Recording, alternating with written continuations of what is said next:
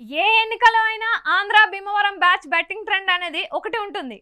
ఎవరు ఎలా చెప్పినా ఆ బెట్టింగ్ బ్యాచ్ అంచనాలు కాస్త వాస్తవంగానే ఉంటాయి. షేర్ మార్కెట్ మాదిరిగా రోజు బెట్టింగ్ నెంబర్లు మారుతూ ఉంటాయి. కేంద్ర రాష్ట్ర ఎన్నికల విషయంలో చాలా అసెస్ చేసి అంచనాలు వేసి బెట్టింగ్లు కాస్తుంటారు. కేవలం ఆవేశంగా కాసే పందాలు తక్కువ. ఈ పార్టీ మీద కాస్తే ఈ లెక్కని ఇస్తాం, ఆ పార్టీ మీద కాస్తే ఆ లెక్కని ఇస్తాం అంటారు. అక్కడే తెలిసిపోతుంది విజయ అవకాశాలు ఎలా ఉన్నాయి అన్నది. ప్రస్తుతం భీమవరం బెట్టింగ్లో వైకాపాకు 100 సీట్ల రేంజ్లో నడుస్తుంది. అంటే వైకాపాకు 100 సీట్లు వస్తాయన్నది భీమవరం బెట్టింగ్ బ్యాచ్ అంచనా అన్నమాట.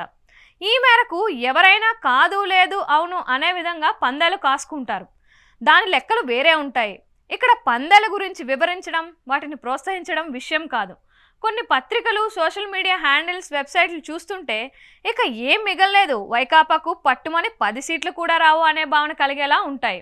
ఇలాంటి గోబెల్స్ ప్రచారం సాగుతుంటే ఇంకా వైకాపాకు 100 సీట్ల వరకు వస్తాయని బెట్టింగ్లు, అది కూడా వైకాపా వీరాభిమాన్ నుంచి కాకుండా భీమవరం బెట్టింగ్ మ్యాచ్ నుంచి రావడం కాస్త ఆశ్చర్యమైన విషయమే కదా. ఇది నిజమైన గ్రౌండ్ రిపోర్ట్ను చెబుతోంది. జగన్ ఓడిపోతున్నాడు అని తమ మీడియా, సోషల్ మీడియా ద్వారా ఊదర కొట్టగా ఇప్పుడు పరిస్థితి ఇది. ఇంకా ఊదర కొడుతుంది ఎల్లో మీడియా. కానీ అసలు విషయం ముందుంది. అభ్యర్థుల ప్రకటన అది వచ్చిన తర్వాత జనసేన తెదేపాల అసంతృప్తి సంగతి తేలుతుంది. అప్పుడు అసలు నెంబర్లు బయటకు వస్తాయి. షేర్ మార్కెట్ మాదిరిగా భీమవరం బెట్టింగ్ ట్రెండ్ను ఫాలో అయితే అసలు సిసలు రాజకీయం తెలుస్తూ ఉంటుంది.